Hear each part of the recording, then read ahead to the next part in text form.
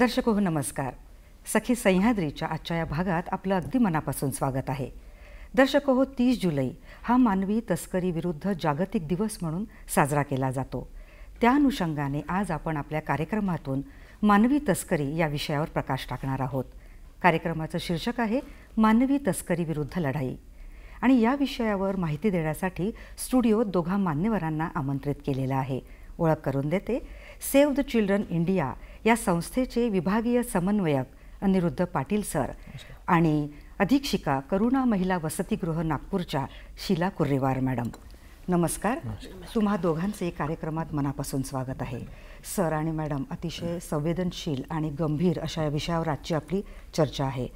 गेल्या अनेक दशकांपासून आपण बघतोय की या मानवी तस्करीच्या या गुन्ह्याच्या प्रकारात झपाट्याने वाढ होत आहे. मग याची कारणं काय आहेत, त्याचे दुष्परिणाम काय दिसून येतात आणि एकंदरीत यावर आळा कसा घालायचा, तर या मुद्द्यांवर प्रश्नोत्तरातून आपण प्रकाश टाकूया. तर अनिरुद्ध सर, आपल्यापासून मी सुरुवात करते.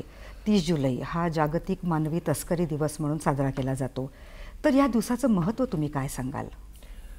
सुरुवातीला मानवी तस्करीच्या संदर्भामध्ये बऱ्याच दिवस काम करता आलं, परंतु काम करत असताना united nation drugs and crime UNODCने 2.5 लाख महिलांचा एक अभ्यास केला की ज्याच्यामध्ये विक्टीमला कशा पद्धतीने त्यांना माहिती देता येईल किंवा त्यांना सहकार्य करता येईल, त्यांचं पुनर्वसन करता येईल. या दृष्टिकोनातून मग असं ठरलं की प्रत्येक वर्षाला एक थीम घेऊन आपण ह्युमन ट्रॅफिकिंगवरती आणि मानवी तस्करीवरती, मानवी व्यापाराला प्रतिबंध करण्यासाठी आपण काम सुरू करावं. म्हणून युनायटेड नेशन ड्रग्स अँड क्राईमने 2013ला एक आतापर्यंत जे उद्दिष्ट ठेवले होते की जे प्रिव्हेन्शन असेल, रिपॅट्रेशन असेल, म्हणजे त्यांच्या कुटुंबामध्ये पोहोचून देणे असेल, त्यांचं पुनर्वसन असेल, रिहॅबिलिटेशन असेल, या उद्दिष्टांचा आढावा घेण्यासाठी एक महासभा ठेवली होती. आणि त्या महासभेमध्ये असं ठरलं की आपल्याला जर उद्दिष्टपूर्तीसाठी जायचं असेल तर प्रत्येक वर्षाला एक थीम घेऊनच आपल्याला पुढे जावं लागेल.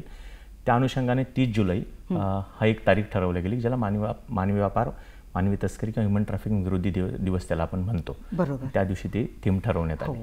म्हणजे जागरूकता वाढवणं, या पीडित व्यक्तींच्या हक्कांचं संरक्षण करणं, त्यांना प्रोत्साहन देणं हा एक उद्देश. आणि ही एक जागतिक समस्या आहे ना, त्यामुळे एकत्र येणं हाही एक उद्देश या दिवसाचा आहे. आता तुम्ही म्हणाले दरवर्षी एक थीम असते या दिवसाची, तर या वर्षीची थीम काय आहे? प्रत्येक वर्षाला त्यांनी 5 त्याच्यामध्ये गोष्टी घेतलेल्या आहेत की एक तर रिपॅट्रेशन म्हणजे प्रिव्हेन्शन आहे, त्याच्यामध्ये आहे रेस्क्यू आहे, रिहॅबिलिटेशन आहे किंवा त्यांचं रिपॅट्रेशन त्या देशामध्ये त्या पाठवणे असतील किंवा त्या मुलींच्या पुनर्वसनासाठी विविध काम करणं असेल. तर आता यावर्षी जास्तीत जास्त आपण जे काम केलं जाणार आहे ते प्रिव्हेन्शनवरती आहे. कारण की एकदा मुलगी ह्युमन ट्रॅफिकिंगमध्ये गुंतल्यानंतर तिचं ज्यावेळेस आपण पुनर्वसनाकडे जातो तर तो नंतरचा इफेक्ट आहे, परंतु त्यामध्ये गुंतूच नाही यासाठी जो काम केलं जात आहे त्याला प्रिव्हेन्शन हा फार महत्त्वाचा विषय आहे. म्हणून प्रिव्हेन्शनवरती या वर्षीपासून जास्त काम केलं जातं. बरं. शीला मॅडम, आता मानवी तस्करीची व्याख्या काय करता येईल? आता मानवी तस्करीची व्याख्या अशी राहील की जसं मानवाची देवाणघेवाण होते, जिथे मानव एका ठिकाणावर दुसऱ्या ठिकाणी जातो, तर जेव्हा पैशाची देवाणघेवाण होते त्यालाच मानवी तस्करी म्हणतात.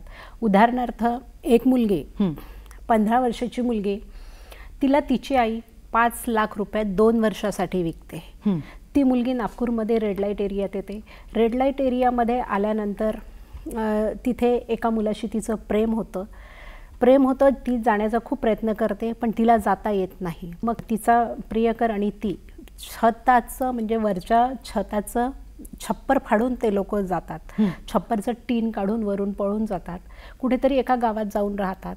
पण तिला एक दिवस तिच्या भावाची आठवण येते. भावाची आठवण येते म्हणून ती तिथून निघण्याचा प्रयत्न करते. भावाला फोन करते. आईने इकडे राजस्थानची मुलगी होती, राजस्थानमध्ये आईने तिला रिपोर्ट देऊन ठेवली होती. राजस्थानचे पोलीस आले, दोघांनाही अटक केलं. अटक केल्यानंतर त्या मुलीने म्हटलं की नाही, आम्हाला लकडगंज पोलीस स्टेशनलाच जायचं आहे. लकडगंज पोलीस स्टेशनला आल्यानंतर वरिष्ठ पोलीस अधिकारी पोटे साहेब होते आणि जयपूरकर मॅडम होत्या. त्यांनी त्या मुलीला चांगला सपोर्ट केला. म्हणाले की नाही, मुलगा चांगला आहे, मुलाला आपण सोडून घेऊ. मुलाला थांबवलं, मुलीला त्यांच्या ताब्यात दिलं. मुलगी परत आईकडे गेली, घरी गेली. आजी होती. काही दिवस 15 दिवस राहिल्यानंतर मुलीच्या आईने परत मुलीला विकलं. आजी म्हणते कि बेटा ये 1100 रुपये है मेरे पास और ये ले और तू जहाती वहाँ चली जा. तुझ्या आईने तुला परत विकलेलं आहे. ती तसेच पैसे घेते आणि पैसे घेऊन परत येते. परत जेव्हा येते तर बसमध्ये चढत असते. तिचा भाऊ छोटा तिच्या मागे धावतो बसमध्ये. मग ती भावाला पण वर घेते. भाऊ आणि बहीण परत नागपूरला येतात. नागपूरला पोलीस स्टेशनला जातात. पोलीस स्टेशनला तिला संरक्षण मिळतं. ती परत आमच्या होमला येते. करुणा महिला वसतिगृहात तिला दाखल करतात. दिवस असतो दसऱ्याचा. दसऱ्याच्या दिवशी पोलीस स्टेशनला ती मुलगी होमला जायला तयार नसते. तिला मुलाकडे जायचं असतं, पण वय कमी असल्यामुळे तिला मुलाकडे पण पाठवत नाहीत आणि तिला होमला पण यायचं नसतं. अशा वेळी मग विप्ला फाउंडेशनच्या आमच्याकडे स्टेला मॅडम होत्या आणि एक अरुण ज्योती म्हणून, ते अरुण ज्योती दोघी जणींनी दसऱ्याचा पूर्ण दिवस तिथे घातला पोलीस स्टेशनला. रात्री 11:30 वाजता मुलगी होमला आली. होमला आल्यानंतर तिचं म्हणजे ती राहायला तयार नव्हती. 2 दिवस अक्षरशः 2:30 वाजेपर्यंत पोरींनी त्रास दिला. नंतर म्हणाले की नाही, तिला आम्ही काही दिवस भावासोबत ठेवलं. नंतर भावाला बालकल्याण समितीच्या आदेशाने अनाथालयात दाखल केलं आणि मुलीला ठेवून घेतलं. विप्ला फाउंडेशननी एक संस्था शोधली. संस्था शोधून त्या मुलीला तिथे पुनर्वसनासाठी काम लावून दिलं आणि पोलीस स्टेशन आणि माननीय बालकल्याण समिती यांच्या सहयोगाने मुलीचं लग्न झालं. आज मुलगी व्यवस्थित आहे. म्हणजे ही मानवी तस्करी सर असा एक भयंकर गुन्हा आहे. म्हणजे घरचीच लोकांनी तिला त्या जाळ्यामध्ये ढकललं.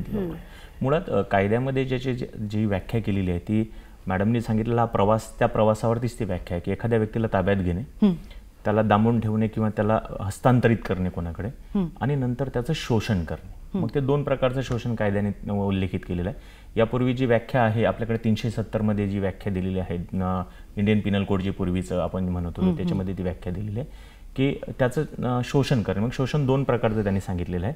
एक तर शारीरिक म्हणजे एक कौटुंबिक कामासाठी म्हणजे घरकामासाठी किंवा सामाजिक कामासाठी इतर कामासाठी त्यांना शोषित करायचं आणि दुसरं त्यांचं लैंगिक शोषण करणे म्हणजे त्यात बाजारू लैंगिक शोषण यासाठी सुद्धा ह्युमन ट्रॅफिकिंग होते. म्हणून मग मानवी तस्करीच्या मध्ये मॅडमनी सांगितलं त्याचे वेगवेगळे टप्पे असतात की सोर्स एरिया वेगळा असतो, डेस्टिनेशन वेगळं असतं आणि मग तिला पुरवल्या वेगळ्या ठिकाणी. बरोबर. मग सर हे होण्याची कारणं काय आहेत? याचे वेगवेगळे कारण आहेत. म्हणजे असं करून तर मानवी तस्करीला बळी पडणाऱ्यांची जी संख्या आहे, जी मुलं असतील, महिला असतील, मोठ्या प्रमाणामध्ये मुलींची संख्या जास्त आहे याच्यामध्ये. ते वेगवेगळे कारण आहेत म्हणजे व्यक्तिनिहाय कारण आहेत. ऑर्गन ट्रेडसाठी वयोवृद्ध व्यक्तींचं ट्रॅफिकिंग होते. मुलींचं बऱ्या प्रमाणात सेक्ससाठी ट्रॅफिकिंग होते. लहान मुलांना भीक मागण्यासाठी किंवा इतर कामासाठी सुद्धा ट्रॅफिकिंग लहान मुलांचं केलं जातं. तर वेगवेगळ्या क्षेत्रात वेगवेगळ्या व्यक्ती वेगवेगळ्या मुलांकडून वेगवेगळ्या व्यक्तींकडून ते त्यांचा उपयोग करण्यासाठी शोषण करण्यासाठी त्यांचं ट्रॅफिकिंग केलं जातं. आणि पुष्कळदा शिक्षणाचाही अभाव असल्यामुळे त्यांना या गोष्टीचा अवेअरनेसच नसतो, जागरूकता नसते, त्यांचे हक्क काय हेही माहीत नसतं. त्यामुळे याच्या प्रकारामध्ये त्या बळी पडतात. बरं, आता याचे विविध प्रकार कोणते सांगता येतील शिला मॅडम या तस्करीचे? तस्करीचे विविध प्रकार म्हटले तर जसं बालमजुरीसाठी तस्करी होते. बालविवाह पण होऊन राहिलेले आहेत. परत जबरदस्तीने लग्न लावून देणे आणि जास्तीत जास्त जसं माझ्या लक्षात आलं की महिलांची आणि मुलींची तस्करी. मुली जसं कॅटरिंगच्या कामाला जातात, कॅटरिंगच्या कामातूनच जास्तीत जास्त मुली याच्यात येऊन राहिले आहे. म्हणजे अनैतिक व्यापार ती येऊन राहिलेले आहे, देह व्यवसाय करून राहिलेले आहे. जसं एखादी व्यक्ती आहे की तिला व्यवसाय करायचा नाही आहे पण मजबुरीने किंवा तिचे डॉक्युमेंट्स काहीतरी खोटे करायचे किंवा तिचा व्हिडिओ करून ठेवायचा आणि तिला म्हणायचं की तुला हे करायचंच आहे, ब्लॅकमेल करणं. तर अशा पद्धतीने पण म्हणजे होऊन राहिली आहे. काय सांगाल सर आपण? याच्यामध्ये कारणं जसे वेगवेगळे जसे आहेत, जसं मग विचार करत होतो की कुठल्या कुठल्या क्षेत्रातले येतात, म्हणजे कारणं काय आहेत, तर ते गरिबी असेल किंवा अशिक्षितपणा असेल, मुलांची संख्या जास्त असेल, कुटुंब वीक असेल, काही मुलींचा आत्मविश्वास कमी असेल, बालविवाह असेल, हे वेगवेगळे कारण आहेत. परंतु ज्यावेळेस मुलं आपल्याकडे येतात किंवा ह्या सर्व मुली येतात, याचे वेगवेगळे साठी उपयोगसुद्धा केला जातो. जसं मॅडमनी सांगितलेलं आहे की त्यांच्या वेगवेगळ्या प्रकारचं ब्लॅकमेलिंग त्यांना केलं जातं. कधी कधी म्हणजे काही रूममध्ये मुली राहत असतील तर एकमेकाचा फोटो काढून सुद्धा मुलींना ब्लॅकमेल करण्याचं आणि मग त्यांना या व्यवसायामध्ये गुंतवण्याचं, मित्रांना फोटो पाठवायचा, या मित्रांमध्ये गुंतवायचं एक काम केलेलं आहे. याच्यामध्ये नागपूरमध्ये किंवा इतर क्षेत्रामध्ये सुद्धा आपण जाणवत असताना लक्षात येतं की ब्युटी पार्लर असतील किंवा स्पा सेंटर असतील, हा एक सुद्धा मोठा सोर्स एरिया तिथून येतो की तिथून मोठ्या प्रमाणात मुलींना फसवलं जातं. हो. मग कशा पद्धतीने यांची फसवणूक होते? मुळात जसं मॅडम सांगितलं, एक तर ब्लॅकमेलिंग हा एक प्रकार आहे. दुसरं आगाऊ रक्कम दिल्या जाते. समजा ती जर महिला कॅटरिंग व्यवसायामध्ये काम करायला जात असेल तर तिला आगाऊ रक्कम दिल्या जाते की तुला मी 10,000 देतो, 15,000 देतो, आणि एकदम ते सांगितलं जातं की कॅटरिंग व्यवसाय आता बंद झालेला आहे, तुम्हाला तुझ्या व्याजासह पैसे दे. आणि ती तिच्या कौटुंबिक आर्थिक परिस्थिती चांगली नसल्यामुळे ती हतबल झालेली असते. हतबल झालेल्या अशा अवस्थेमध्ये ती म्हणते मुझे दूसरा कुछ तो भी काम दो ना. मग मेरे पास एक काम है, वहाँ जाएंगे तो कुछ ज़्यादा पैसा मिलेगा. तर मग ते 1-2 हजार रुपये तुला सांगतो की क्या करना पडेगा, कुछ नाही, स्पा में जाना पडेगा, ऐसे करणार. आणि त्याच्या आड मग तिला वेगळ्या पद्धतीने फसवलं जातं. हे एक कारण आहे. दुसरं गुंगीचं औषध सुद्धा याच्यामध्ये आहे. विविध प्रकारचे औषधं टाकून त्या मुलीला बेहोश करणे, मग तिच्यावरती रेप करणे किंवा तिला हस्तांतरित करणे. बऱ्यापैकी अशा मुली ज्या येतात की बसस्टँडवरती उभी आहे, कोणीतरी काहीतरी खायला दिलं आणि मग ज्यावेळेस ती झोपेतून उठते तर त्यावेळेस ती कुठेतरी मुंबईला असेल किंवा कलकत्त्याला असेल किंवा आंध्र प्रदेशमध्ये असेल, तर अशा वेगवेगळ्या ठिकाणी गुंगीचं औषध असेल, त्यांना आमिष दिल्या जातात वेगळे, तुला नोकरी देतो किंवा मोठ्या शहरांमध्ये तुम्हाला चांगली नोकरी मिळणार आहे, चांगला पैसा मिळणार आहे, यासाठी सुद्धा मुलींना घेतलं जातं. हा तर एक गुन्हा आहे आणि एकत्र येणं, सगळ्यांनी मिळून आणि त्याच्यावर लढा देणं हाही एक महत्त्वाचा मुद्दा येतो. मग याचे दुष्परिणाम काय दिसून येतात सर? याचे दुष्परिणाम असा की ह्युमन ट्रॅफिकिंगला बळी पडलेली जी व्यक्ती असते त्याचं आयुष्य उद्ध्वस्त होते. हो. त्यांचा सरासरी आयुष्याचा विचार जर केला तर 30-35 वर्षापर्यंत आयुष्य राहत असेल, कारण की त्यांच्यावरती झालेले बलात्कार किंवा त्यांच्यावरती झालेल्या जबरदस्ती त्या असतात फार भयवाहक असतात. याच्यामध्ये सर्वात दुष्परिणाम असा दिसतो की त्यांना बऱ्याच प्रकारचे डिसीजेस झालेले असतात, STD, सेक्शुअल ट्रान्समिटेड डिसीजेस असतात. आयुष्य त्यांचं खूप कमी होते. दुसरं, विविध रोग झाल्यामुळे किंवा इतर आजार झाल्यामुळे त्यांचं जीवनमान कमी झालेलं असते. समाजापासून काडीमोड त्यांची तुटून जातात, कुटुंब उद्ध्वस्त होतात, अकाली बालपण जे आहे ते मुरगडलं जातं. आणि विशेष म्हणजे त्यांच्या नशिबी लहानपणी म्हणजे बालपण असताना मुलं त्यांच्या नशिबी येतात, शिक्षणापासून दूर होतात. कुटुंब म्हणजे ओव्हरऑल जे संपूर्ण विभाग त्याच्या एखाद्या व्यक्तीचा विकास व्हायला पाहिजे त्या विकासापासून ते तोडलं जाते. हा फार मोठा दुष्परिणाम. हो. आणि खास करून मुली आणि महिला या आमिषाला बळी पडतात. तर काय हे आमिष असतात त्यांना दाखवली जातात मॅडम? जसं एखाद्याला वाटतं की फोन हिच्याकडे चांगला आहे, हिच्याकडे आयफोन आहे, माझ्याकडे साधा फोन आहे, तर मला नवीन फोन चांगला असायला पाहिजे असं. आणि प्रेम प्रकरणातून पण मुली याच्याकडे जास्त ओढल्या चाललेल्या आहेत. जसं आमच्याच होमला राहिलेली एक मुलगी आहे, बाजूला असणाऱ्या फार्मसीत जो मुलगा काम करतो त्याच्याशी प्रेम होतो, मुलीला प्रेम होतो, काही दिवस राहतात. पहिल्या वेळेस मुलगी जेव्हा त्याच्यासोबत निघून जाते तर तो मुलगा एका बाईला विकतो आणि ती मुलगी रायपूरमध्ये राहते. रायपूरमधून नागपूरमध्ये येते, नागपूरमध्ये रेस्क्यू होते. रेस्क्यू झाल्यानंतर होम इन्क्वायरी होते, बालकल्याण समिती आईच्या ताब्यात देते. पण घरी गेल्यानंतर आई, आजूबाजूचे परिसरातले लोक वारंवार तिला त्या गोष्टीची जाणीव करून देते की ती कुठून आली आहे, कुठून गेली, कशी गेली, कोणतं काम करून आली हे आम्हाला माहीत आहे.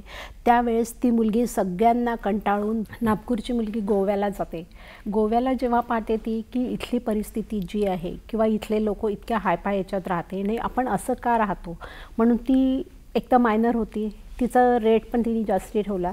आणि तिला जेव्हा गेली तिथे तर ती म्हणजे एका दिवशी 20,000 रुपये खर्च करायची असं तिचं म्हणणं होतं. हा म्हणजे 5 स्टार हॉटेलला राहायचं.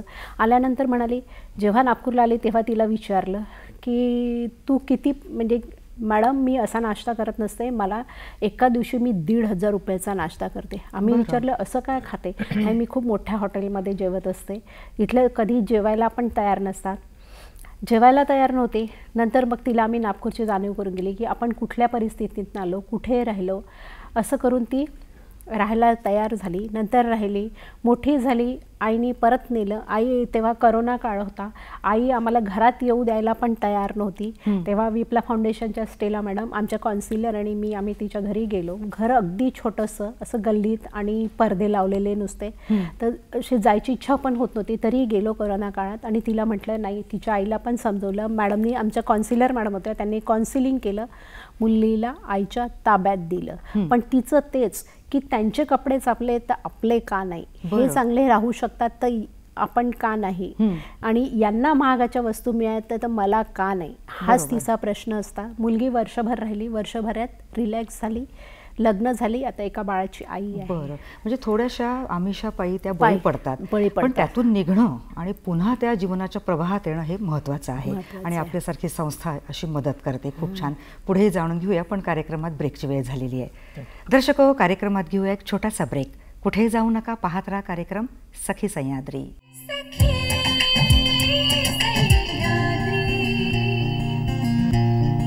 दर्शको, या छोट्याशा ब्रेकनंतर कार्यक्रमात पुन्हा एकदा आपलं मनापासून स्वागत आहे. मानवी तस्करी या महत्त्वपूर्ण विषयावर आपण माहिती जाणून घेत आहोत. ही माहिती पुढे जाणून घेऊया. अनिरुद्ध सर, आता ही मानवी तस्करी करण्याचे अनेक प्रकार आपण जाणून घेतले, दुष्परिणामही आपण जाणून घेतले आहेत. आता ही का केली जाते आणि कशी केली जाते या मुद्द्यावर थोडासा जास्त प्रकाश टाकूया. यामध्ये मग पुरुष आहेत, महिला आहेत, लहान मुलं मुली देखील आहेत.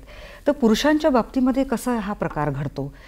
मुळात पुरुषांच्या बाबतीत त्याच्यामध्ये वेगवेगळे कॅटेगरीज आहेत. लहान मुलं असतील, महिला असतील, प्रौढ महिला असतील, प्रौढ पुरुष असतील आणि मुली असतील. पुरुषांच्या संदर्भामध्ये ऑर्गन ट्रेड जो आहे किंवा ऑर्गन ट्रॅफिकिंगच्या संदर्भामध्ये ऑर्गन काढणे असतील किंवा किडनीच्या व्यवसायामध्ये असतील किंवा ब्लडसुद्धा विकल्या जातं, त्यासाठी सुद्धा ह्युमन ट्रॅफिकिंग केल्या जाते. बरं, ती विविध राज्यांमध्ये सुद्धा आहे. त्यामध्ये मधल्या काळाला आलेल्या एका रिपोर्टमध्ये असं होतं की तामिळनाडूमध्ये सर्वात जास्त याच्या केसेस घडल्या जातात. राजस्थानमध्ये सुद्धा बॉर्डरवरती ह्या केसेस घडतात की ज्या ठिकाणी त्यांचं ब्लड काढून मग विकणे हा सुद्धा एक प्रकार आहे. किडनी असेल, लंग्स असतील, यासाठी सुद्धा पुरुषांची तस्करी होते. विशेषतः काही राज्यांमध्ये पुरुषांना काम करण्यासाठी सुद्धा तस्करी करून नेलं जातं. जसं आपल्या आसाममध्ये असेल, चहाच्या बगीचांवरती राखणदार म्हणून असेल. मधल्या काळात एक घटना घडली होती की अमरावती जिल्ह्यामधून एक व्यक्ती चहाच्या बगीचांवरती राखणदार म्हणून सुनेनेच पाठवला होता. त्यानंतर त्याच्याकडून रात्रदिवस त्या शेतामध्ये काम करून घेणे, काम करायला लावणे आणि त्याला थोडी मजुरी देणे किंवा खायला द्यायचं किंवा द्यायचं नाही, यासाठी सुद्धा पुरुषांची तस्करी वेगवेगळ्या कारणांसाठी बघितली गेली. महिलांची तस्करी, मुलांची तस्करी सुद्धा, मुलांची तस्करी बहुतांश भीक मागण्यासाठी होते. आपण जर कधी सिग्नलवरतीच बघत असाल तर एक लहान मुलाचं एक वैशिष्ट्य असं असतं की ते लहान मुलं कधी झोपत नाही, म्हणजे रात्रभर मुलं झोपत नाहीत आणि दिवसाही जागतात. अशा अवस्थेत आपण विचार करतो की सिग्नलवरती एक महिला आहे, तिच्या खांद्यावरती एक मुलं आहे आणि ते इतक्या हॉर्न वाजत असताना, ट्रॅफिक अत्यंत कंटिन्यू असताना सुद्धा ते मूल झोपलेलं कसं आहे. तर मग त्या मुलांना कुठलं तरी एक गुंगीचं औषध दिलं जातं, काहीतरी पाजलं जातं आणि मग ते स्वतःच्या मुलाला कोणी पाजणार नाही म्हणून दुसऱ्याची मुलं आणल्या जातात आणि त्यांना विकून त्यांच्याकडून हा व्यवसाय करून घेतला जातो. पहिल्या काळामध्ये असा एक अहवाल सुद्धा झाला होता की मुंबईच्या भिकाऱ्यांचं, म्हणजे महाराष्ट्रातील लहान मुलांच्या भीक मागण्याचं प्रमाण किती आहे, त्याचं किती उत्पन्न आहे. तर असा एक अहवाल पेपरमध्ये बातमी सुद्धा आली होती, 81% त्यांचं उत्पन्न असू शकते, म्हणजे आतापर्यंत झालेलं. तर हे उत्पन्नाचे प्रमाण सुद्धा त्याच्यामध्ये आहे. त्यांच्याकडून भीक मागून घेणे, यासाठी लहान मुलांची तस्करी होते. ऑर्गन ट्रेडमध्ये सुद्धा लहान मुलांची तस्करी होते. लहान मुलांची तस्करी आणखी जरी व्यवसायामध्ये, साडी विणणे असेल किंवा या विणकामामध्ये सुद्धा असेल किंवा धोक्याची ठिकाणे जी असतील, फटाक्यांच्या फॅक्टरीमध्ये असेल किंवा इतर फॅक्टरीमध्ये सुद्धा लहान मुलांची तस्करी, लहान मुलांना वापरण्यासाठी तस्करी केली जाते. महिला आणि मुलींची तस्करीचं प्रमाण जे मोठं आहे ते सर्वात जास्त आहे की सेक्स ट्रॅफिकिंगमध्ये. वेगवेगळ्या राज्यातल्या मुली वेगवेगळ्या राज्यामध्ये पाठवणे, त्या राज्यातील दुसऱ्या राज्यामध्ये पाठवणे, दुसऱ्या देशातील मुली आपल्या देशामध्ये आणणे, हा सुद्धा मोठ्या प्रमाणामध्ये चालतं. याच्यामध्ये लहान अल्पवयीन मुलींचं प्रमाण जास्त आहे. बरं, अल्पवयीन मुली मोठ्या प्रमाणामध्ये या राज्यातून दुसऱ्या राज्यात पाठवल्या जातात. यांचे फार वेगवेगळे कारणं आहेत, वेगवेगळ्या पद्धती सुद्धा आहेत. ही महाराष्ट्रातली मुलगी कधी महाराष्ट्रामध्ये नेण्याचा जास्त त्यांचा प्रयत्न नसतो. महाराष्ट्रातली मुलगी आंध्र प्रदेशात विकतील, तामिळनाडूतली मुलगी दिल्लीला विकतील, जीबी रोडला विकतील. याचं कारण असं आहे की भाषा बदलल्या जाते आणि ज्यावेळेस माणूस भाषा बदलते त्यावेळेस माणूस असहाय्यता होतो. म्हणजे त्याला जर मदत मागायची असेल तर तो मदत घेऊ शकतो. म्हणजे चारी बाजूने त्या व्यक्तीची कशी पिळवणूक करायची आणि की तो सुटू शकणार नाही त्यातून, या पद्धतीने ते केलं जातं. दुसरं, महिलांची सुद्धा घरकामासाठी असेल, विवाहासाठी सुद्धा ट्रॅफिकिंग व्हायला लागली आहे. की जसं मी चांदूर बाजारमध्ये अमरावती जिल्ह्यामध्ये काम करायचो, तिथून बऱ्याचशा मुली राजस्थानमध्ये विवाहासाठी विकल्या गेलेल्या आहेत. राजस्थानमध्ये गेल्यानंतर पहिल्या सणाला ती फार चांगले दागिने घालून घरी येते, मग दुसऱ्या 3 मुलींना सांगते की माझ्याकडे खूप सासरी खूप छान आहे, खूप श्रीमंत आहे, आणि मग इथल्या 3 मुली बळी पडतात. एक वेळेस ह्या 3 मुली तिकडे निघून गेल्या की त्या पुन्हा परत येणे नाही, आणि मग तिथं अनेक लोक किंवा त्यांच्याशी विवाह करतील किंवा तिला विवाहासाठी इकडून दुसऱ्याकडे देता येईल. हा सुद्धा प्रकार मुलींच्या संख्येत, जे मुलींची संख्या कमी आहे त्यामुळे विवाहाला मुली ज्या हव्या असतात त्या राज्यांमध्ये मुली महाराष्ट्रातून सुद्धा नेलं, आणि महाराष्ट्रात सुद्धा काही प्रांतांमध्ये आणल्या जातात, काही भागामध्ये आणल्या जातात. शीला मॅडम, नागपुरात सुद्धा अशा अनेक केसेस घडतात का? हो, अशा नागपूरमध्ये पण अशा केसेस आहेत की ज्या म्हणजे आमिषाला बळी पडतात किंवा म्हणजे ट्रॅफिकिंग होतं. जसं नागपूरची एक मुलगी आपल्या बहिणीच्या नंदेकडे वारंवार जाते, तिच्याकडे कामाला म्हणजे काम करून देते. बहिणीची ननद नोकरीला असते, नोकरीला असताना तिला म्हणजे काम देते. काम दिल्यानंतर आईला पण वाटतं की बाबा तिच्या त्या मुलीची आई पण फळे विक्रीचा व्यवसाय करते आणि मुलगा कॅटरिंगचं काम करतो. तर दोघंही बाहेर असताना ही मुलीच्या नंदेकडे सेफ आहे म्हणून आई पण म्हणते की ठीक आहे, तुझा टिफिन घे, शाळेतून आले की त्यांच्याचकडे थांब. पण बहिणीची जी ननद असते तिचा नवराच पहिले त्या मुलीवर अत्याचार करतो आणि तिला म्हणते की समजा तू कोणाला सांगितलं तर तुझ्या आईला म्हणजे धमकी देते की तुझ्या आईला आम्ही असं करू, भावाला असं करू, असं करून किंवा आईचा व्यवसाय हे करू, इथून त्यांचं घर त्यांना जगणं मुश्किल करू. म्हणून ती मुलगी पण चुपचाप राहते. मुलगी असते 15 वर्षाची फक्त. आणि अशा वेळी मग ती मुलगी चुपचाप राहून तिला बाहेर कुठेतरी पाठवतात, जसं स्पामध्ये, एखाद्या फ्लॅटमध्ये, फ्लॅट किरायाने घेऊन. एक दिवस मुलगी रेस्क्यू होते तेव्हा ती सांगते की मला माझ्या बहिणीच्या नंदेनीच केलं आहे. पण ती मुलगी आजही नातेवाईक आहे म्हणून तिच्या विरोधात बोलायला तयार नाही. बरं. ती वर्ष झाले आहे आमच्याकडे, काउन्सिलिंग करतो आहे. विप्ला फाउंडेशनकडनं पण काउन्सिलर आहेत, आमचे गव्हर्नमेंटचे पण काउन्सिलर आहेत. दरवेळेस तिला काउन्सिलिंग होते. पण तिची आई ज्यावेळी भेटायला आली त्याच्यानंतर ती म्हणायलाच तयार नसते की मला हिच्या विरुद्ध बोलायचं आहे. सुरुवातीला ती म्हणाली की ठीक आहे मॅडम, मी मजबूत आहे, मी सांगेल की माझ्या बहिणीची नणद आहे आणि हिनीच मला फसवलं. पण आता ती म्हणायला तयार नाही आहे. बरं. याच्यामध्ये काही केसेस अशा आहेत की कौटुंबिक ॲब्यूज जे झालेले आहेत, म्हणजे कुटुंबामध्येच मुलींची त्यांच्यावर अत्याचार जे झालेले आहेत त्या कुटुंबापासून तुटतात, आणि मग कुठेतरी समाजामध्ये आपल्याला कुठेतरी एक सुरक्षित वातावरण मिळण्यासाठी कुणावर तरी विश्वास ठेवतात, आणि विश्वास ठेवणारा व्यक्ती जर फार वाईट असेल किंवा ट्रॅफिकर असेल तर तो त्या मुलीला फसवतोच. आपल्याकडे एक केस आली होती की वडिलांनीच पहिले तिच्यावरती अब्यूज केला, आणि वडिलांनी केल्यानंतर मग तिने आईला सांगितलं, तर आईचं आणि वडिलाचं फार भांडण झालं. आईने वडिलांना सोडून दिलं, मग मुलगी आई एकीकडे राहायला लागले. तर मग आईला उदरनिर्वाह साधन फार कमी असल्यामुळे आईने सुद्धा दुसऱ्या पुरुषासोबत लग्न करून घेतलं. मग मुलगी मावशीकडे राहायला लागली. मग मावशीने तिला ट्रॅफिकिंग म्हणजे तिला विकलं, आणि मग तिच्यापासून व्यवसाय सुरू. 16 वर्षाची मुलगी होती. ज्यावेळेस मुलगी रेस्क्यू झाली त्यावेळेस इन्व्हेस्टिगेशन करत असताना ह्युमन ट्रॅफिकिंग पद्धतीने इन्व्हेस्टिगेशन सुरू झालं. पण नंतर लक्षात आलं की तिच्या वडिलांनी तिच्यावरती पहिला रेप केला होता, ते तर फार भयावह आहे. म्हणजे कुटुंबातूनच बळी पडल्याचं कारण हे आहे की कुटुंबच असुरक्षित आहेत, आणि असुरक्षित कुटुंबामध्ये मुली बळी पडण्याचं प्रमाण जास्त आहे. मग एकंदरीत महाराष्ट्रात ही आकडेवारी काय दिसून येते सर? महाराष्ट्रामध्ये आता जर महाराष्ट्रामध्ये विचार केला तर दरवर्षाला 3,500-4,000 हजार मुली बळी पडलेल्या आपल्याला दिसतात. यामध्ये ह्युमन ट्रॅफिकिंग मधून आपण रेस्क्यू करतो. बरं. आता हा आकडा असा ह्या रेस्क्यू केलेल्या मुली आहेत. बरं. ज्या रेस्क्यू होत नाहीत त्यांचं प्रमाण जास्त असू शकते, कारण की कोविड काळामध्ये आपण विचार केला की कडक लॉकडाऊन असताना सुद्धा महाराष्ट्रामध्ये 1048 मुली रेस्क्यू झाल्या होत्या. तर आता हे जर प्रमाण त्यावेळेचं असेल तर इतर वेळेचं प्रमाण खूप आहे. महाराष्ट्राच्या स्तरावरती वेगवेगळ्या राज्यातून मुली महाराष्ट्रात आणणे आणि महाराष्ट्रातल्या वेगळ्या राज्यांमध्ये जाणे त्याचा आकडा कुठेतरी पकडला जात नाही. म्हणून आता त्याचं प्रमाण एक्झॅक्ट सांगता येत नाही, पण रेस्क्यू केलेल्या मुलींचं प्रमाण आपल्याकडे 3-3.5 हजार वर्षाला असतं. हो, आणि अनेक अशा केसेस घडतात, तुम्ही त्यांची सोडवणूक करतात आणि पुन्हा त्यांना एक व्यवस्थित आयुष्य जगण्यासाठी मदत करतात, आणि आपल्या सामाजिक संस्थांचाही आपल्याला बराच हातभार आहे. हा प्रश्न मी पुढे घेणारच आहे, पण ब्रेकची वेळ झालेली आहे. दर्शक हो, कार्यक्रमात घेऊया एक छोटीशी विश्रांती. भेटूया लगेचच.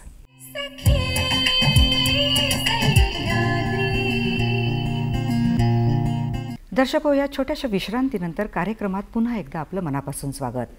मानवी तस्करी विरुद्ध लढाई या शीर्षकाअंतर्गत अनिरुद्ध पाटील सर आणि शीला कुर्रेवार मॅडम यांच्याशी आपण बातचीत करत आहोत. ही चर्चा आता पुढे नेऊया.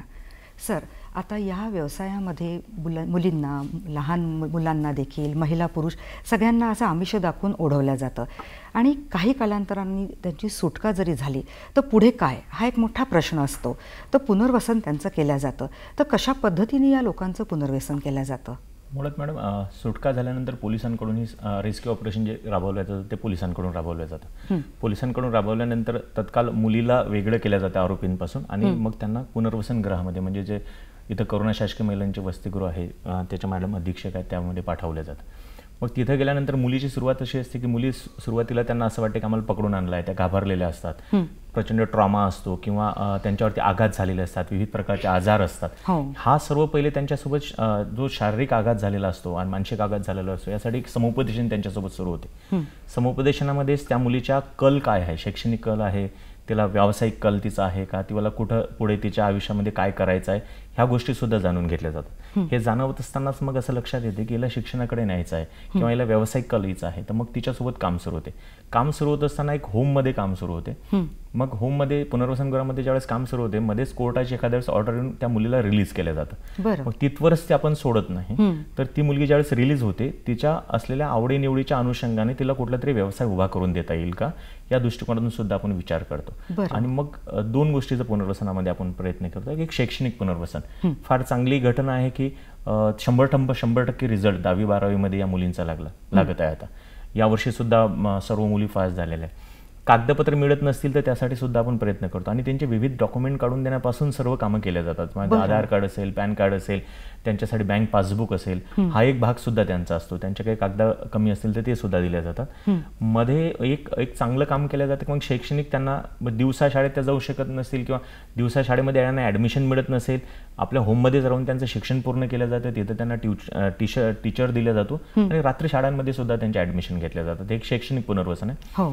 आणि व्यावसायिक पुनर्वसनाच्या दृष्टिकोनातून जर तुम्ही विचार केला की ज्या प्रौढ मुली आहेत की ज्यांना कुठेतरी एक छोटा व्यवसाय सुरू करावा वाटते तर त्याला विविध संस्थांच्या माध्यमातून आपण सुद्धा त्यांना एक रक्कम देतो आणि त्यांना एक प्रशिक्षण सुद्धा देतो आणि 50,000 रुपये 25,000 रुपये रक्कम देऊन त्यांना एक छोटा व्यवसाय सुरू करून देतो. ती रक्कम आपण कधी परत घेत नाही आणि तिथून तिचा छोटा व्यवसाय सुरू झाला की 1 वर्षभर तिच्यावर मॉनिटरिंग केलं जातं आणि मग तिला त्या व्यवसायामध्ये उभं करण्यासाठी पूर्ण मदत केली जाते.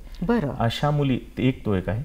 काहींना जॉब करायचा असतो. ही फार मजेदार गोष्ट. आमच्याकडे एक मुलगी आली जी 4 वेळा स्वतःच्या वडिलांनी विकली होती. होमलाच होती आणि 4 वेळा स्वतःच्या वडिलांनी विकली होती आणि आपण कोर्टाच्या आदेशाने मग तिला एका ठिकाणी जॉब मिळून दिला. अशा मुली मग काही ठिकाणी कुकिंग म्हणून त्या कन्याकुमारीपर्यंत मुली आहेत आपल्या. कन्याकुमारीला सुद्धा कुकिंगला, वर्ध्याला सुद्धा राहिलं आणि त्यांना पेमेंट सुद्धा मिळतो. 5-6 हजार 10,000 असं त्यांना पगार मिळतो आणि त्यातून स्वतःचं आयुष्य त्या उभ्या करतात आणि कालांतराने मग स्वतःच्या पायावरती उभं राहून स्वतःचे निर्णय घेतात 18 वर्षानंतर. बरं शीला मॅडम, अशा या पीडित मुली आपल्या वसतिगृहात येतात तर जेव्हा सुरुवातीला त्या येतात तर काय आव्हानांना सामना करावा लागतो तुम्हाला? जसं पहिलं येतात तर त्यांना वाटतं की आपण जेलमध्ये आलेलो आहोत आणि त्यांचं जेलमध्ये आलेलं आहे. पहिले 3-4 दिवस ते खोटं सांगतात की माझं गाव हे आहे, दुसरीचकडे गाव असतं. त्यांनी जेव्हा येतात आधार कार्डसुद्धा खोटे असतात. जे त्यांचे हे असतात ब्रोकर तेच त्यांचे आधार कार्ड करतात, बँक पासबुक सगळे खोटे असतात. जेव्हा आम्ही आधार कार्ड चेक करायला जातो तर तो ॲड्रेसही हे होत नाही, ट्रेस होत नाही किंवा त्यांचे आधार कार्ड पॅन कार्ड सगळे डुप्लिकेट असतात. त्यामुळे ते आम्हाला खूप मोठं आव्हान. तसं भाषेचं, जसं रशियाची मुलगी आली तिची रशियाची भाषा असते, अशा वेळी मग आम्ही कुठले तरी त्याच भाषेचे लोक असणाऱ्या लोकांना आणतो. तामिळनाडूची मुलगी आहे, तामिळ कोणाला येत नाही, मल्याळम आहे किंवा नागालँडवाली मुलगी आली आहे, ठीक आहे तिला इंग्लिश येत असेल पण बाकी आपल्या इथे इंग्लिश मराठी हिंदी एवढीच भाषा बोलू. पण समजा एकीला ती नागालँडची एक मुलगी आली होती आता मध्ये, उझबेकिस्तान, ती जी उझबेकीची भाषा होती. अशा वेळेस असा प्रॉब्लेम येतो की जसं ती घरी बोलते तर ही खरंच घरी बोलते का, कारण ती उझबेकीमध्ये बोलत आहे आणि आपल्याला काहीच कळत नाही आहे. बांगलादेशी मुली येतात तर बांगलादेशी मुली ज्या आहेत त्या म्हणजे त्यांचा पासपोर्ट नसतो, व्हिसा नसतो, त्या एक नदी पार केली की इकडे येतात आणि नंतर तिकडे जसं तिथले गरिबी पाहता खूप गरिबी आहे. गरिबी पाहून तिथले लोक म्हणजे म्हणतात की नाही नागपूरला चांगलं आहे किंवा महाराष्ट्रात चांगलं आहे किंवा इंडिया में जाएंगे तो अच्छी कमाई होंगी अशा याने येतात आणि त्यांना आणतात एक नदी पार करून. फक्त नदी पार करून आणतात. तर आणतेवेळी त्या आम्हाला सांगतात की नाही आम्ही बंगालचे आहेत, आमचं पश्चिम बंगाल आहे. पश्चिम बंगालला जेव्हा होम इन्क्वायरीला जाते तर ॲड्रेस मिळत नाही. ॲड्रेस मिळत नाही आणि असं असतं की जोपर्यंत होम इन्क्वायरी होत नाही, पूर्ण मेडिकल मुलीचं होत नाही, तोपर्यंत त्यांना होमच्या बाहेर पण पडता येत नाही किंवा मान्य न्यायालय किंवा बालकल्याण समिती सोडत नाही त्यांना. एक मुलगी आली होती वर्षभर राहिली तरी ती म्हणायची नाही मेरा घर, पहिले म्हटलं की बेंगलोर में मेरा घर है, बेंगलोर में बुआ रहती है, पण जेव्हा जाऊन पाहिलं तिथे कोणीच नव्हतं. मग म्हणाली नाही वेस्ट बेंगॉल में है, वेस्ट बेंगॉलचा ॲड्रेस दिला तो पण खोटा होता. ज्यावेळी परत 3 बांगलादेशी आल्या, 3 बांगलादेशी अशा पद्धतीने आल्या की एका व्यक्तीने आपल्या मिसेसला पण आणलं, भावाच्या बायकोला आणलं आणि साळीला पण आणलं आणि त्यांना सांगितलं, आपल्या मिसेसला याच्यासाठी ठेवलं की यांचा स्वयंपाक करायचा आहे. स्वयंपाकाला ठेवलं आणि यांना सांगितलं की समजा तुमचा विजा नाही, पासपोर्ट नाही, तुम्हाला आम्ही इकडनं नदीतनं जंगलातनं आणलेलं आहे, तर तुम्ही आता समजा गेलात किंवा मग तुम्हाला इथले पोलीस आहेत किंवा इथले पकडतील आणि भारतात तुम्हाला खूप मोठी शिक्षा होईल, म्हणजे आयुष्यभर सेंट्रल जेलला राहावं लागेल, तोपर्यंत तुम्हाला सुटका करता येणार नाही. म्हणून त्या मुली पण म्हणजे व्यवसायासाठी तयार होतात. तयार झाल्यानंतर व्यवसाय करतात. एक मुलगी जी साळी होती तिला एका फ्लॅटमध्ये बांधून ठेवलं होतं. फ्लॅटमध्ये असताना तिथे कोणीच नाही पाहून तिने वरून खाली काहीतरी म्हणजे फेकून दिलं. एका बाईचं लक्ष गेलं, पोलीस स्टेशनला फोन केला, त्या मुलीला रेस्क्यू केलं. आल्यानंतर अक्षरशः इतकी रडली ती की माझ्याच बहिणीच्या नवऱ्याने मला फसवलेलं आहे. म्हणजे किती वेगवेगळ्या कारणांनी फसवल्या जातं. आणि जसं आसामच्या ज्या मुली येतात आमच्याकडे, तर आसामच्या मुलीची स्किन खूप चांगली असते, त्यामुळे आसामच्या मुलींना बहुतांश आणतात इकडले लोक. बरोबर. मग सुरुवातीला तर त्यांचा प्रतिकार असेल ना, पण हळूहळू मग जेव्हा त्या तुमच्या वसतिगृहात रमायला लागतात, जसं त्यांना आणतात की घरगुती कामाला, घरी कामाला आणायचं आहे किंवा तुम्हाला कॅटरिंगचं काम करायचं आहे की तुम्हाला आम्ही जॉब लावून देतो, या उद्देशाने आणतात. बांगलादेशीची एक मुलगी आली होती, ती तर बी करत होती. बी करीत असताना तिला आणलं, तिला म्हटलं की तुला इंडियामध्ये चांगलं मिळेल. तिने व्यवसाय केला नाही, पण तिला ब्रोकरनी फसवलं आणि इथे आणलं. वर्षभर राहिली मुलगी, नंतर बांगलादेशला गेली. बरं. असे. हो, म्हणजे एकंदरीत हा एक कठीण प्रसंग आहे आणि त्याला कसं तुम्ही समुपदेशन म्हणा किंवा कशा मार्गाने त्यांना पुन्हा मूळ प्रवाहात आणण्याचा प्रयत्न करता, हे तुमचं कौशल्य आहे. बरं, अशा अनेक मानसिक त्रास असलेल्या किंवा मतिमंदही मुली आणि महिला असतील, त्यांना कसं तुम्ही मग सपोर्ट करता, कसं हँडल करता? मानसिक आहेत तर आमच्याकडे मेडिकलला एक डॉक्टर असतात. डॉक्टर जसं ऑन कॉल किंवा आठवड्यातनं 2 दिवस येतात आणि मेओला जे काउन्सिलिंग सेंटर आहे तिथं आम्ही मुलींना पाठवतो, मेडिकलला काउन्सिलिंग सेंटरला पाठवतो. आणि जसं आरोग्याच्या दृष्टीने की यांच्यावर काय आघात झाला आहे, काय झालं आहे, तर त्याला कमीत कमी 2-2.5 महिने लागतात की मुली या ट्रॉमातून बाहेर कशा येतील. आणि जसं की आरोग्याची सेवा, जेव्हा मुली आमच्याकडे येतात एक नॉर्मल मेडिकल करून येतं, नंतर त्यांचं पूर्ण मेडिकल करण्यात येतं की यांच्यासोबत खरंच अन्याय झाला आहे की मुलगी खोटी बोलत आहे की यांच्यासोबत काय झालं आहे, पूर्ण मेडिकल होतो. सगळ्या मुली आमच्याकडे माननीय न्यायालयाच्या आदेशाने येतात आणि बालकल्याण समितीच्या आदेशाने येतात. तर मेडिकलला नेणं आणणं सगळं आम्हाला याच्यात पोलिसांचा सपोर्ट असतो आणि आमची एक गार्ड किंवा आमचे डॉक्टर आणि परमनंट एक नर्स आहे, त्या नर्स जातात आणि त्यांचं पूर्ण मेडिकल करून घेतात. आणि मानसिक म्हणा जसं दवाखान्यात मेंटलला, मेओला, गव्हर्नमेंट हॉस्पिटललाच त्यांचं उपचार करतात. हो हो. आणखीन पुनर्वसनाबद्दल जाणून घ्यायचं आहे, पण ब्रेकची वेळ झालेली आहे. दर्शको हो, मानवी तस्करी या व्यवहारावर मिळून कसा लढा द्यायचा जाणून घेऊया या ब्रेकनंतर. भेटूया लगेचच.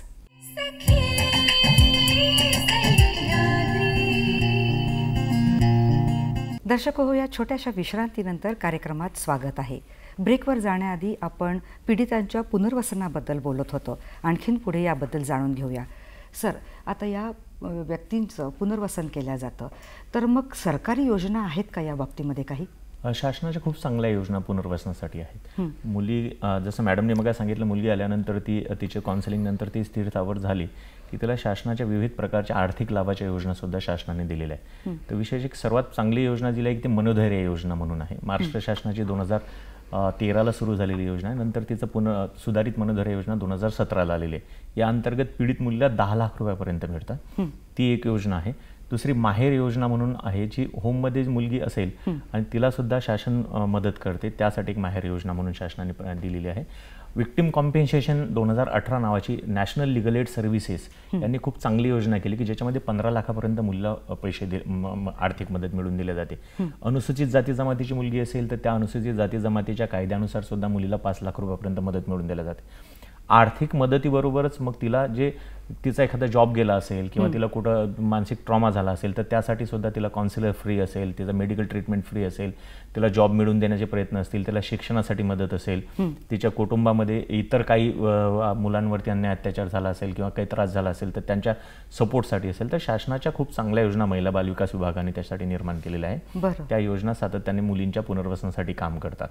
तर आणि ते त्यामध्ये एक चांगली अभिमानाची गोष्ट अशी आहे की नागपूर जिल्हा यामध्ये सर्वात पुढे आहे त्या मुलींना योजना मिळवून देण्यात असताना. आपण झिरो पेंडन्सी म्हणजे डिस्ट्रिक्ट लिगल एड सर्व्हिसेस विधी सेवा प्राधिकरणाअंतर्गत या योजनांचा लाभ दिला जातो, कारण की कोर्टामध्ये या केसेस सुरू असल्यामुळे. म्हणून झिरो पेंडन्सीच्या अंतर्गत आपण सर्व मुलींना ह्या योजना प्राप्त करून देण्याचा प्रयत्न करतोय आणि त्यामध्ये त्या मुलींना मिळालेल्या पैशातून त्या मुलींनी स्वतःचे व्यवसाय आणि शिक्षण सुद्धा परिपूर्ण सुरू केलेलं आहे. म्हणजे अशा खराब वातावरणातून निघून पुन्हा त्या आपल्या पायावर उभं राहतात. अतिशय चांगलं काम हे होत आहे. बरं मॅडम, तुमच्याकडे सामाजिक संस्थांचा कसा सहभाग आहे, कशी मदत मिळते तुम्हाला? जसं आमच्याकडे विप्ला फाउंडेशन, प्रकृती फाउंडेशन, मुद्रा चॅरिटेबल ट्रस्ट आणि एक फ्रीडम फॉर्म नावाची संस्था काम करते. तर विप्ला फाउंडेशन आमच्याकडे पूर्ण एज्युकेशनचं काम करते. जसं मुली आल्यानंतर समजा TC नाही आहे, 7व्या वर्गातल्या मुली आहेत, 10व्या वर्गातल्या मुली आहेत, तर त्यांची TC मिळवणे, त्यांची ॲडमिशन करून देणे, त्यांचं पूर्ण जसं जो खर्च लागतो तो पण तेच लोक करतात. आणि त्यांचं आधार कार्ड नसेल तर आधार कार्ड आणि बँक पासबुक काढण्यापासून पूर्ण मदत करतात. आणि जसं आता एज्युकेशनला 10वीला मुली आहे तर 10वीच्या मुलींसाठी एक शिक्षक नेमतात किंवा एक टीचर आहेत त्या नेमतात. आत्तापर्यंत माझ्या काळात तरी 10वीच्या ज्या मुली आल्या 100% रिझल्ट आणि सगळ्या मुली आमच्या फर्स्ट क्लासमध्ये पास झालेल्या आहेत. 86% पर्यंत मुलींनी मार्कसुद्धा घेतलेले आहेत. अशी मदत आम्हाला विप्ला फाउंडेशन करते. आणि विप्ला फाउंडेशन आम्हाला होम इन्क्वायरीला, जशी प्रॉपरची नागपूरची होम इन्क्वायरी किंवा आजूबाजूची होम इन्क्वायरी करायची असते, मुलींची SIR असतो, HR असतो, ते करण्यास मदत करते. फ्रीडम फॉर्म आहे, त्यांच्या अंतर्गत जीवन कौशल्यावर आठवड्यातून एक सेशन होतं त्यांचं. त्याच्यात ते कलरिंगपासून तर जसं रोजगाराचं प्रशिक्षण देतात. रोजगाराचं प्रशिक्षण जास्तीत जास्त प्रकृती फाउंडेशन आणि मुद्रास घेतात. तर मुद्रासचं कंटिन्यू आमच्याकडे शिवणकाम आणि पार्लरचं चालू आहे ट्रेनिंग. तर याच्यासाठी पण मुली जसं बाहेर गेल्यानंतर टेलरिंगचं काम करत आहे. विप्ला फाउंडेशन, फ्रीडम फॉर्मने आम्हाला शिलाई मशीन दिले आहेत. परत एक आमच्याकडे ग्लोबल म्हणून येतात, ते दरवर्षी 2 शिलाई मशीन देतात. त्याच्यातून मुली शिलाई मशीनचं काम करतात. बऱ्याच मुली अशा झालेल्या आहे की संस्थेतून गेल्यानंतर शिलाई मशीनवर आपली जीवनाची म्हणजे आयुष्य घालत आहेत किंवा चांगलं जगत आहेत. आणि हे आहे जसं फ्रीडम फॉर्म आहे, बाहेरच्या ज्या मुली आलेल्या आहेत, जसं बांगलादेशी आहे, तर बांगलादेशी किंवा विदेशी याच्यासाठी होम इन्क्वायरी पाहिजे असेल तर गव्हर्नमेंट करून देते. पण जर समजा बांगलादेशी मुलगी आहे, पश्चिम बंगालची मुलगी आहे, कर्नाटकाची आहे किंवा भारतातलीच इतर राज्यातली जी मुलगी असेल त्याचा होम इन्क्वायरी करण्यासाठी आम्हाला फ्रीडम फॉर्मचा खूप मोठा सहभाग आहे. तेच लोक करून देतात.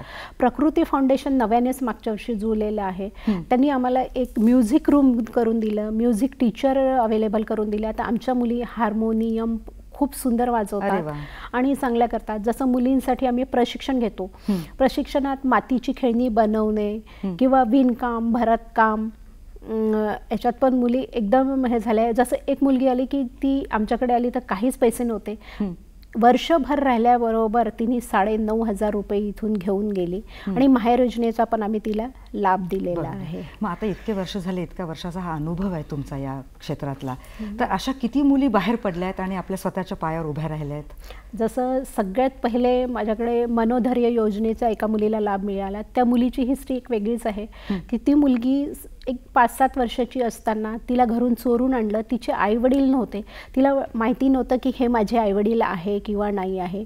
पण तिला हे माहीत होतं ही आई नाही, मेरी मम्मी दुसरी थी. राजस्थानची मुलगी आहे, माझी आई ही नाही आहे. जेव्हा त्या मुलीला रेस्क्यू केलं, वणीमध्ये केलं, वणीमधून इथे आणलं. इथे आणल्यानंतर ती मुलगी म्हणाली की हे नाही मॅडम, 6 महिने राहिल्यानंतर नाही मॅडम, माझे आईवडील नाही, यांनी लोकांनी मला चोरून आणलं, कुठे कुठे ठेवलं. तिथली इन्क्वायरी झाली.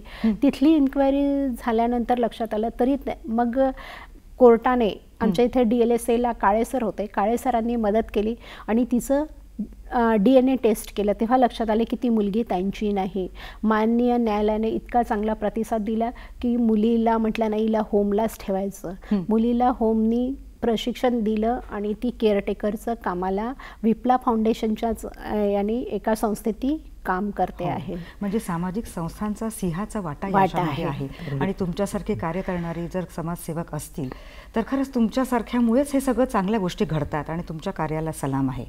बरं, जसं मॅडम तुम्ही म्हटलं की किती मुली गेल्यात, जेव्हा 2000 म्हणजे मागच्या वर्षी तरी म्हणजे आतापर्यंत आपण 18 मुलींना मनोधैर्याचा लाभ दिला आणि आपल्या 22 मुली ज्या आहेत या व्यवसायातनं बाहेर पडलेल्या आहेत. कोणी चहापत्तीचं दुकान टाकलेलं आहे, जसं 50,000चं त्यांना हे मिळालं, 50,000ची मदत मिळाली, त्याच्यातून त्यांनी एक चहापत्तीचं दुकान टाकलं. कोणी नाश्त्याचं टाकलं, साडी विकतात, ज्वेलरी विकतात, बरं, भाजीपाला विकतात. एक तर मुलगी इकडे कपडे शिवते आणि इकडे स्टेशनरीचं दुकान टाकलेलं आहे. तर अशा बऱ्याच मुली आहेत. म्हणजे यांचा हा प्रवास अडथळ्यांनी भरलेला असतो. पण आपल्यासारखी मदत जेव्हा मिळते संस्थेची आणि सरकारच्या या योजनेचा फायदा होतो तर अगदी त्या सशक्तपणे समाजात उभ्या राहतात आणि एक आत्मसन्मान आणि पुन्हा जीवन जगण्यासाठी त्यांना मदत होते. काय बोलत होता सर आपण? मुलींना ज्यावेळेस प्रशिक्षण दिलं जातं होममध्ये त्याचा 2 प्रकारचा फायदा. एक तर पुनर्वसनाच्या दृष्टिकोनातून प्रशिक्षण होते, दुसरा फायदा होता की मुली बिझी राहतात. हो, कारण की काय होतं की त्यांना ते आठवायला लागलं की त्या पुन्हा त्या डिप्रेशनमध्ये जातील किंवा काहीतरी म्हणजे तिथून काय गोंधळ होईल, वाद होतील. परंतु त्या मुली ज्यावेळेस आपण त्यांना बिझी राहिल्या जातात, कुठले मातीचे खेळणे असतील किंवा त्यांना ट्रेनिंग असेल, म्युझिक टीचर असेल किंवा त्यांना शिक्षण दिलं जातं, तर त्या मुली बिझी राहतात आणि दिवसभर त्या आनंदी राहतात. मुळात काय असं की तो जुना इन्सिडेंट त्यांना आठवून द्यायचा नसतो. ते फार चांगलं. आणि नागपूरमध्ये हे सर्वसमावेशक काम असं व्हायला लागले की विविध संस्था सुद्धा एकमेकाला मदत करून गव्हर्नमेंट सोबत चांगल्या पद्धतीने काम करतात. म्हणजे तो कुठं वाद होत नाही. हा एक सर्वसमावेशक प्रयोग नागपूरमध्ये पहिला. पण आता हा गुन्हा घडायलाच नको ना सर, तर मग अशासाठी काय प्रतिबंधात्मक उपाय करायला हवेत? मुळात गुन्हा घडू नये यासाठी प्रतिबंधात्मक काम खूप मोठ्या प्रमाणात व्हायला पाहिजे. म्हणजे आपण ते रिपॅट्रिएशन नंतर होईल किंवा रिहॅबिलिटेशन नंतर होईल किंवा त्याच्या केसेसमध्ये चालवल्यानंतर होईल. परंतु शाळा, ग्रामीण भागातील असलेल्या छोट्या छोट्या कार्यक्रमांमधून ह्युमन ट्रॅफिकिंग या विषयावरती मार्गदर्शन लोकांना झालं पाहिजे. कारण की या विषयावरती ज्ञान नाही आहे. गुंतल्यानंतर आपण त्यांना रेस्क्यू करतो आणि मग रिहॅबिलिटेशनच्या प्रोसेसला त्यांना घेऊन जातो. तोपर्यंत त्या मुलीचं आयुष्य उद्ध्वस्त झालेलं असते. यासाठी जर ती मुलगी जिथून येत आहे त्याच ठिकाणी जर प्रतिबंध करता आला, त्यासाठी मग आपण आता प्रयोग करता की विविध शाळांमध्ये जाऊन मुलींना शिकवण्याचा प्रयत्न करतो की कसं फसवलं जातं, त्याचा वाईट परिणाम काय होतो. विशेष म्हणजे आपण आणखी काही गोष्टींमध्ये शाळा, महाविद्यालय असतील किंवा नुक्कड नाटक असतील किंवा छोटे छोटे कार्यक्रम असतील, या माध्यमातून सर्वसमावेशक सर्व लोकांना सांगण्याचा प्रयत्न करतो की ह्युमन ट्रॅफिकिंग असा प्रकार आहे. बरोबर. तर आणखीन पुढे जाणून घ्यायचं आहे, पण ब्रेकची वेळ झालेली आहे. दर्शको, मानवी तस्करीच्या या गुन्ह्यामध्ये प्रकारामध्ये अडकलेल्या मुलामुलींना, पुरुष महिलांना पुन्हा जीवनाच्या मुख्य प्रवाहात कसं आणायचं जाणून घेऊया या ब्रेकनंतर. भेटूया लगेचच.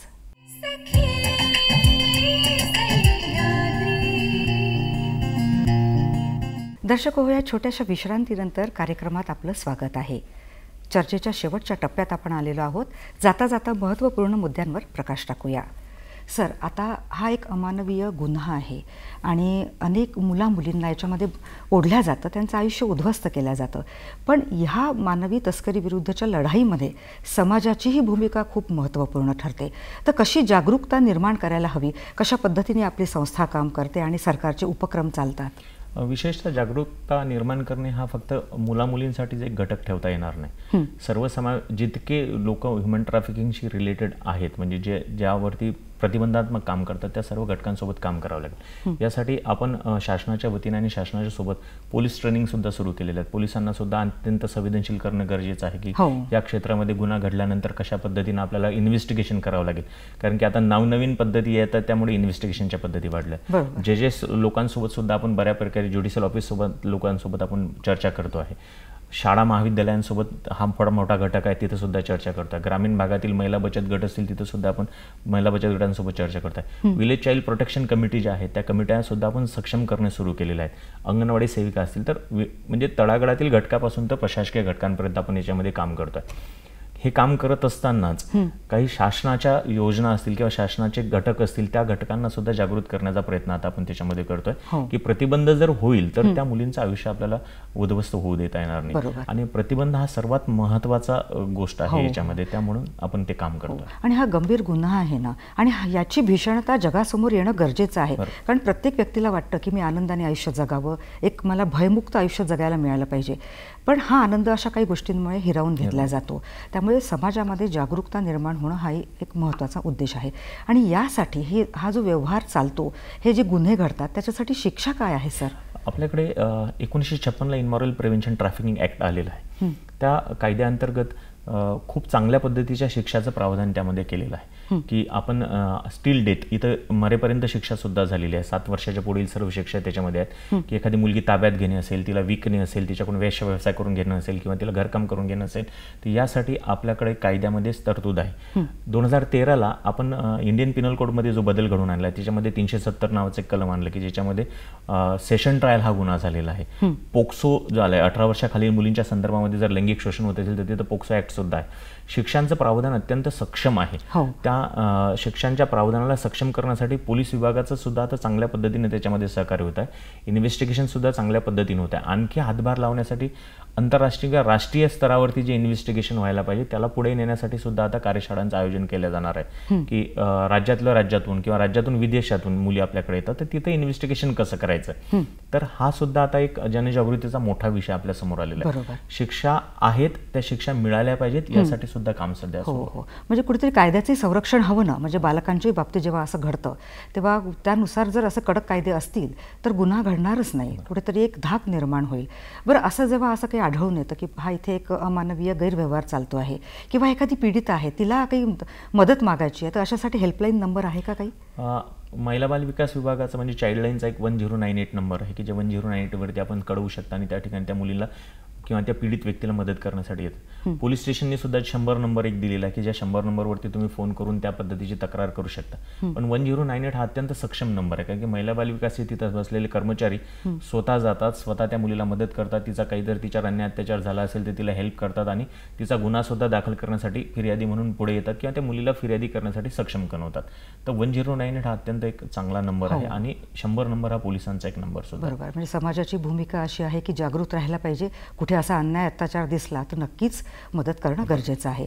बरं शीला मॅडम, आता नवनवीन तंत्रज्ञान वाढत आहे, माध्यमं बदलत चाललेली आहेत आणि खास करून लहान मुलं मुली, युवा तरुण तरुणी या आमिषाला बळी पडतात. तर तुम्ही तुमच्या अनुभवातून काय मार्गदर्शन कराल?